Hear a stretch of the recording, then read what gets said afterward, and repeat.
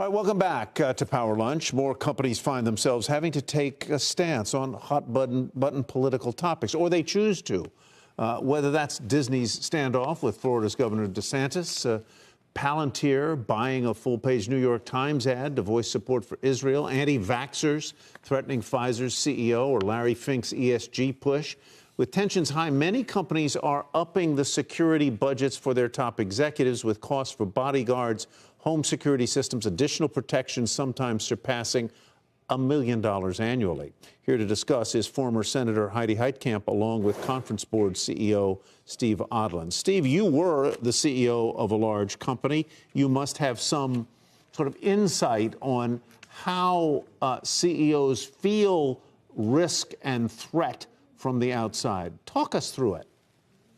Well, as a CEO, you are considered a public figure, and you're opening yourselves up to all of these kinds of attacks. Usually they're verbal or they're written attacks in the media and the social media.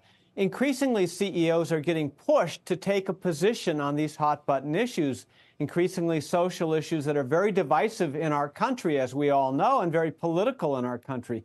And when you do that, you have to remind yourself as a CEO that you have to balance all of your constituents, your customers, your employees, your owners, and community. And you can't just indulge yourself by taking the position and the platform and, supporting your own personal views. You have to do it in the context of what is best for your company.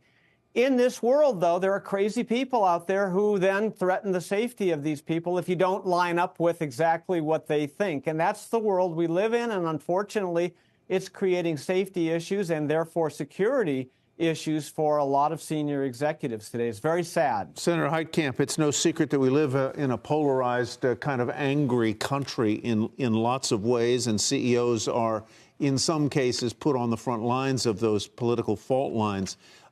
Are the expenditures that you see, and we have a list of some of them up on our board here, are the expenditures that you see legitimate business expenses, or should they be considered imputed income to these CEOs who already make tens of millions of dollars in most cases?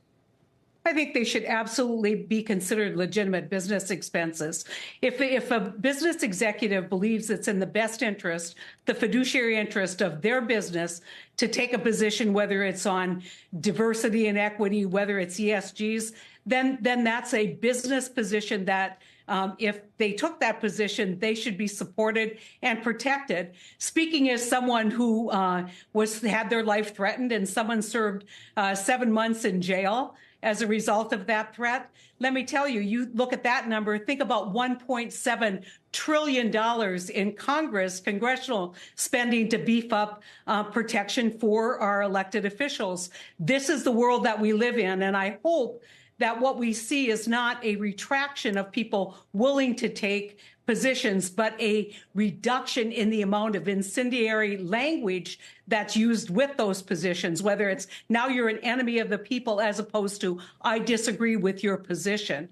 And the more you say that people are, that you're threatening our democracy by taking a position, the more people who see themselves as patriots wrongfully will attack other people. And so I think the rhetoric needs to be downsized. It's interesting that you say that, though, because since the advent of social media, what we've seen is that it's very easy to threaten CEOs and other public figures because all you need is your device and the keyboard, where in the old-fashioned days you had to go out and get a letter and a stamp and actually go to the post office to mail in your threat. That's number one.